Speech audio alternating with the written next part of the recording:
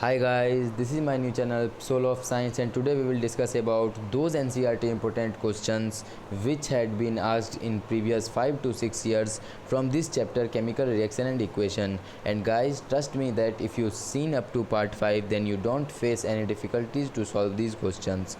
So guys, without wasting your time, let's start to discuss these questions which is very important for examination point of view. तो guys चलिए शुरू करते हैं। आपका इस channel soul of science में स्वागत है। तो गाइज़, जैसा कि हम लोगों का क्वेश्चन दिया गया है एनसीईआरटी क्वेश्चन कि सबसे इम्पोर्टेंट क्वेश्चन पहला है ये हम लोग का क्वेश्चन आप नोट करते चलें, और गाइज़ मेरे साथ साथ आंसर नोट करते चलें because these questions are very important for the examination point of view. Very very very important these question जो मैं आपको बताने जा रहा हूँ वो क्वेश्चन वीवीआई क्वेश्चन है, तो उसमें प्लीज़ टिक लगा लीजिए, ये आपको बोर्ड एग्ज़ाम में मदद करेंगे। Why should magnesium ribbon be clean before burning in air. ये क्वेश्चन आपका बहुत इंपॉर्टेंट क्वेश्चन है कि why should magnesium ribbon is clean before burning in air. तो जैसा कि हम लोगों ने कवर किया था इसको, magnesium ribbon is clean by rubbing it with sand paper. This is done to remove the protective layer of magnesium oxide from the layer of the magnesium ribbon so that it may readily combines with the oxygen present in air. तो इसका मतलब क्या होता है कि magnesium ribbon को क्यों clean किया जाता है सैंड पेपर से रगड़ के। तो मैग्नीशियम रिबन को इसलिए क्लीन किया जाता है क्योंकि वो रिएक्ट कर ले, क्योंकि वो उसका जो मैग्नीशियम ऑक्साइड का जो लेयर होता है वो रिमूव हो जाए और वो रेडली कंबाइंस कर ले ऑक्सीजन से जो एयर में प्रेजेंट है। तो गाइज़ हम लोगों ने पहला क्वेश्चन देख लिया। अब हम लोग देखेंगे गाइज़ आगे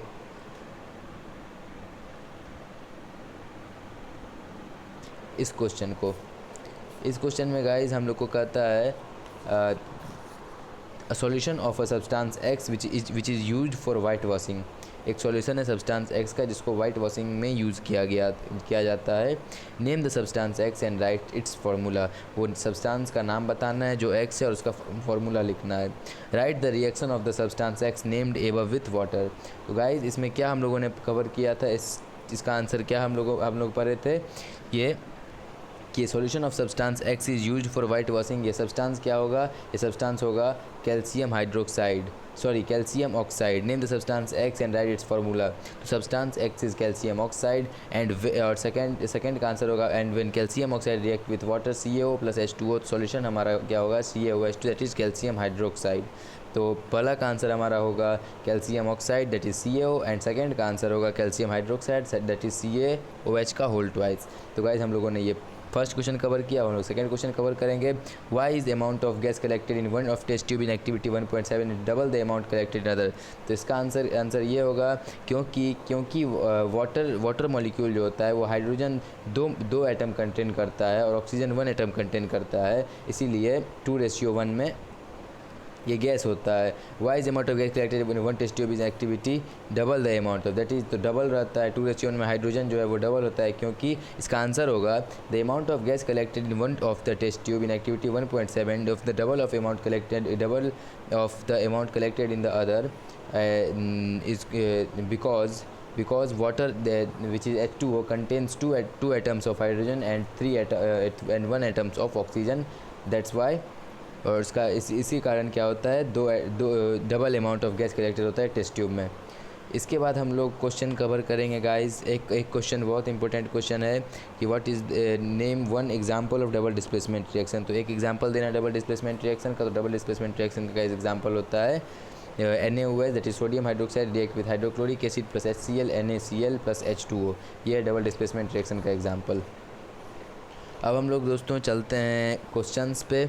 क्वेश्चंस हमारा क्वेश्चन नंबर 1 नोट कर लीजिए। क्वेश्चन नंबर 1 इंपॉर्टेंट है कि why does the colour of copper sulphate solution change when iron nail is dipped in it. तो इसका आंसर क्या होगा कि कॉपर सल्फेट सॉल्यूशन का कलर इसलिए फेड हो जाता है, तो कहेंगे the colour of copper sulphate solution change और fade when an iron nail is dipped in it because iron displace copper into it solution. Iron displace कर देता है कॉपर को, यहाँ डिस्प्लेसमेंट रिएक्शन हो जाता है। हम लोगों ने डिस्प्लेसमेंट रिएक्शन में इस एग्जाम्पल को पढ़ा था। तो ये हमारा इसका मतलब ये हुआ कि आयरन जो है वो डिस्प्लेस कर देता है कॉपर को उसके सॉल्यूशन से, इसीलिए जो आयरन का कलर है वो फेड कर जाता है। सेकेंड क्वेश्चन में हम लोग देखेंगे given example of double displacement reaction other than. तो इसका एग्जांपल देना है, तो मैंने आपको बताया डबल डिस्प्लेसमेंट रिएक्शन का एग्जांपल एक that is very important. Question number 2 हमारा इम्पोर्टेंट क्वेश्चन है। उसके बाद गाइज हम लोग कवर करेंगे एक्सरसाइजेज का क्वेश्चन नंबर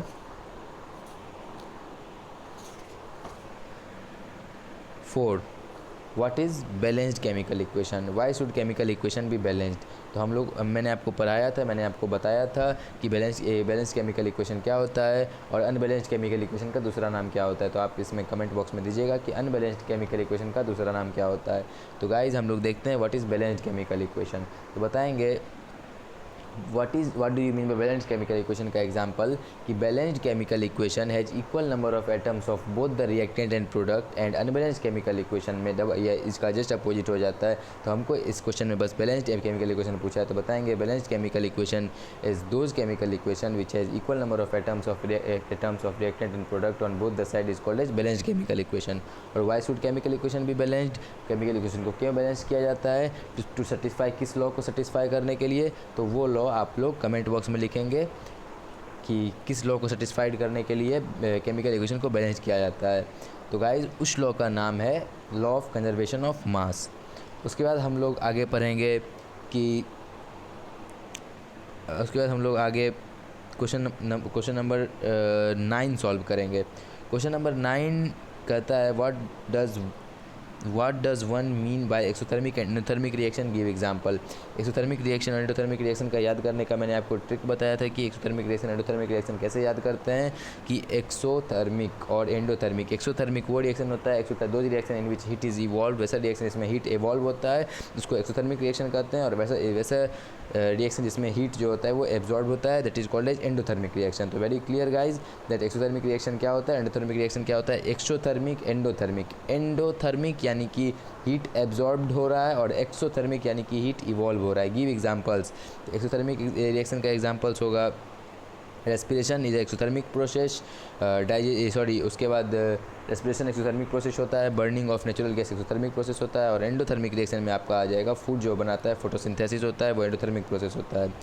उसके बाद आगे हम लोग क्वेश्चन कवर करेंगे why respiration considered as exothermic process explain. तो इसमें हम लोग गाइज इस आंसर को लिखेंगे कि why respiration considered as exothermic reaction explain. तो इसमें हम लोग ये आंसर लिखेंगे कि ड्यूरिंग डाइजेशन, रेस्पिरेशन के बारे में लिखेंगे कि during digestion we eat food like rice, bread, chapatis etcetera. These all food substance contains carbohydrate and these carbohydrate are broken down further into glucose and at last this glucose combines with oxygen in the cells of our body and produce energy। The special name of this reaction is respiration। तो respiration इसका नाम है और यह point आपका guys दिया हुआ है यहाँ पे। मैंने आपको जब रेस्पिरेशन कवर करवाया था तो मैंने आपको बताया था कि देखिए गाइज यहाँ पे लिखा हुआ है कि we get this energy from during digestion से लेके इसका आंसर होगा एनर्जी तक। तो गाइज हम लोग आगे बढ़ते हैं क्वेश्चन नंबर 11 पर। व्हाट इज़ क्वेश्चन 11 देखते हैं गाइज कि why are decomposition reaction called the opposite of combination reaction, write equation for this reaction। तो इसमें हम लोग लिखेंगे कि what is decomposition reaction, decomposition reaction क्या होता है और combination reaction क्या होता है। तो combination reaction के बारे में बताएंगे कि combination reaction is the process in which combination reaction वो प्रोसेस होता है जिसमें टू और more substance combine to form single substance होता है, जैसे कि मैग्नीशियम प्लस ऑक्सीजन कंबाइंस करके मैग्नीशियम ऑक्साइड बनाएगा। और जस्ट इसका अपोजिट होता है decomposition reaction is process in which one compound split into two और मोर सिंपलर सब्सटेंसेस। जैसे कि मैंने आपको एग्जांपल लेके बताया था, फेरस सल्फेट को हीट करते हैं तो फेरिक ऑक्साइड, सल्फर डाइऑक्साइड और सल्फर ट्राइऑक्साइड फॉर्म्ड होता है। उसी प्रकार लेड नाइट्रेट को हीट करते हैं तो लेड ऑक्साइड, नाइट्रोजन डाइऑक्साइड और ऑक्सीजन प्रोडक्ट में आता है।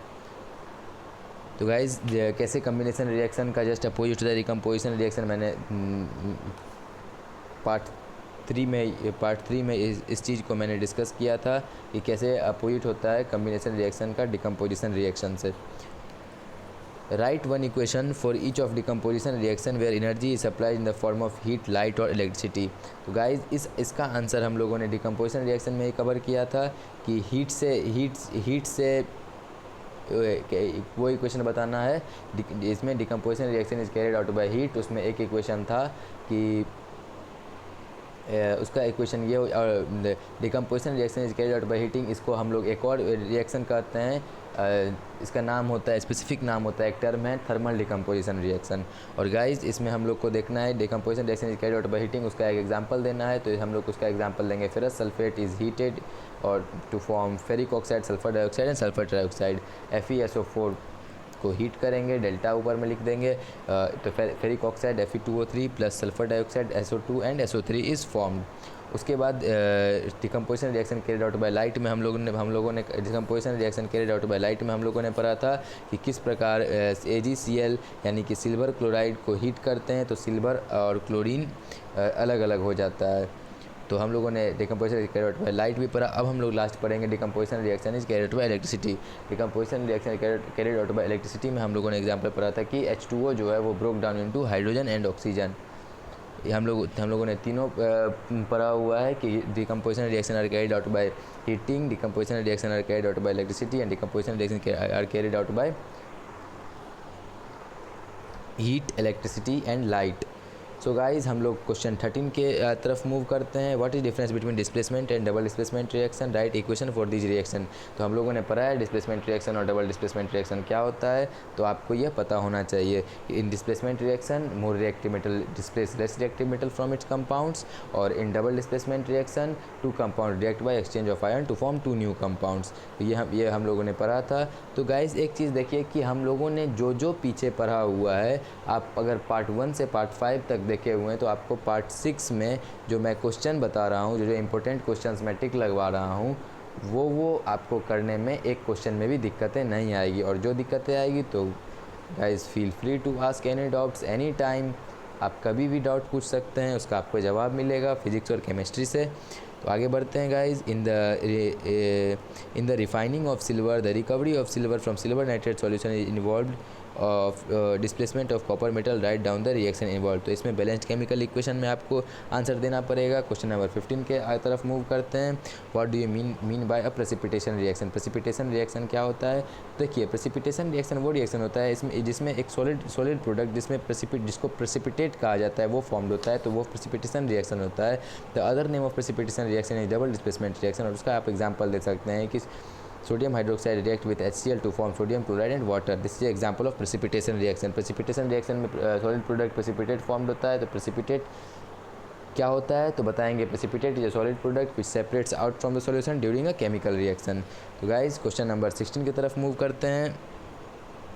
Explain the following in terms of gain or loss of oxygen with two examples of each. तो हम लोगों ने कैसे पढ़ा था कि कॉपर ऑक्साइड वाला एग्जाम्पल हम लोगों ने पढ़ा था, तो वो ऑक्सीडेशन और रिडक्शन रिएक्शन का आप एग्जांपल दे सकते हैं। और दोनों रिएक्शन एक साथ होता है, ऑक्सीडेशन और reduction reaction takes together it is sorry oxidation and reduction reaction, मतलब जब ऑक्सीडेशन और रिडक्शन रिएक्शन दोनों एक साथ होता है तो उसको कहा जाता है रिडॉक्स रिएक्शन। क्वेश्चन नंबर 17 की तरफ हम लोग मूव करते हैं। A shiny brown coloured element X on heating in air, एक shiny brown coloured element X है जिसको एयर में हीट करने के बाद वो ब्लैक कलर में चेंज हो जाता है। Name the element x and black coloured compound form. तो एलिमेंट जो चेंज हो जाता है साइनी ब्राउन कलर एलिमेंट, तो साइनी ब्राउन कलर एलिमेंट जो होगा वो हमारा होगा कॉपर, और वो रिएक्ट करने के बाद जो ब्लैक कलर कंपाउंड जो फॉर्म हो जाता है वो होता है कॉपर ऑक्साइड। इस चीज़ को हम लोगों ने पढ़ा था ऑक्सीडेशन एंड रिडक्शन रिएक्शन में। तो क्वेश्चन नंबर 18 की तरफ हम लोग मूव करते हैं guys. Why do we apply paint on iron articles. तो इसका सिंपल सा आंसर होगा we apply paint on iron articles to prevent them from corrosion. हम लोग उसको कोरोजन से बचाने के लिए, रस्टिंग से बचाने के लिए उस पर पेंट अप्लाई करते हैं, ग्रीस अप्लाई करते हैं, गैल्वेनाइजेशन प्रोसेस करते हैं बचाने के लिए उसको, क्योंकि हमारा जो ये है इकोनॉमी है, इसमें बहुत गहरा चोट पहुंचता है जब हमारा आयरन आर्टिकल सब वेस्ट होता है। तो क्वेश्चन नंबर 19 हमारा कहता है oil and fats containing food items are flushed with nitrogen, why. तो because to prevent them from rancidity से बचाने के लिए ऑयल्स एंड पैकेजिंग फूड को पैकेज किया जाता है नाइट्रोजन गैस से भर के। तो गाइस हम लोगों ने पढ़ा था कि रेंसिडिटी क्या होता है। रेंसिडिटी वो अनप्लीजेंट स्मेल होता है, और रेंसिडिटी क्या होता है, रेंसिडिटी क्यों होता है, तो रेंसिडिटी सिंपल टर्म में बस ये समझिए कि जब कोई सब्सटेंस ऑक्सीडाइज, जब कोई फूड सब्सटेंस यानी कि जब कोई फूड होता है वो ऑक्सीडाइज हो जाता है तो तभी उसको कहा जाता है कि वो रेंसिडिटी हो गया, रेंसिड हो गया है वो सब्सटेंस। और उसको प्रिवेंट करते हैं हम लोग नाइट्रोजन गैस से भर के। हम लोग उसको केप्ट फ्रीजर में रख सकते हैं क्योंकि to prevent them from rancidity. और explain the following terms with an example of each, corrosion और रेंसिडिटी। तो गाइज़ हम लोगों ने बहुत इम्पोर्टेंट डिस्कशन किया था पार्ट 5 के वीडियो में कि व्हाट इज़ कोरोजन। कोरोजन भी हम लोग समझे थे कि corrosion is a process in which metals are return up gradually by the presence of air, moisture and humid atmosphere. Okay, तो हम लोगों ने कोरोजन भी समझा था। और कोरोजन का अगर हम लोग एग्जाम्पल देखें तो कोरोजन का एग्जाम्पल होता है the black coating on silver and the green coating on copper. ये होता है एग्जाम्पल्स कोरोजन का। और हम लोगों ने रेंसिडिटी क्या होता है, रेंसिडिटी जब कोई फूड जो होता है जब कोई फूड ऑक्सीडाइज हो जाता है तो उस सिचुएशन को कहा जाता है रेंसिडिटी। रेंसिडिटी को प्रिवेंट किया जाता है, फूड को रेफ्रिजरेटर में रख के बचाया जाता है, फूड को रेफ्रिजरेटर में रखा जाता है, फूड में एंटीऑक्सीडेंट्स का यूज किया जाता है। BHT और BHA हम लोग इसका डिस्कशन किए थे रेंसिडिटी के चैप्टर, रेंसिडिटी के टॉपिक पे।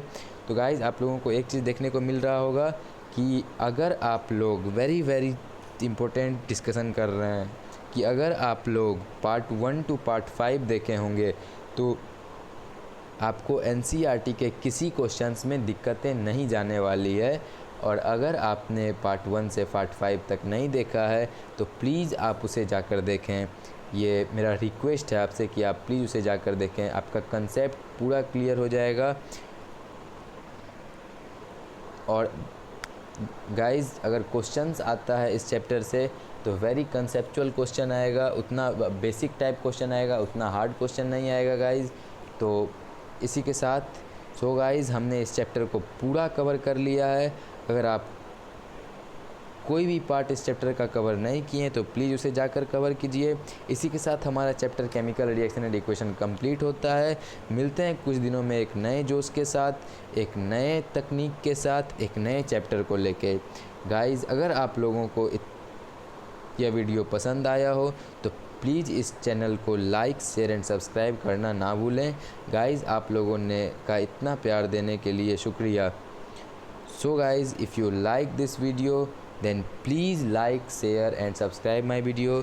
एंड अगर आपको लास्ट तक मैं यही कहते जाता हूँ कि अगर आपको कुछ क्वेश्चन में डाउट है केमिस्ट्री में, जितना मैंने पढ़ाया उसमें अगर किसी भी क्वेश्चन में डाउट है तो प्लीज़ आप कमेंट बॉक्स में वो क्वेश्चन पूछ सकते हैं। मैं आपका क्वेश्चन का आंसर जल्द से जल्द बताने का कोशिश करूँगा।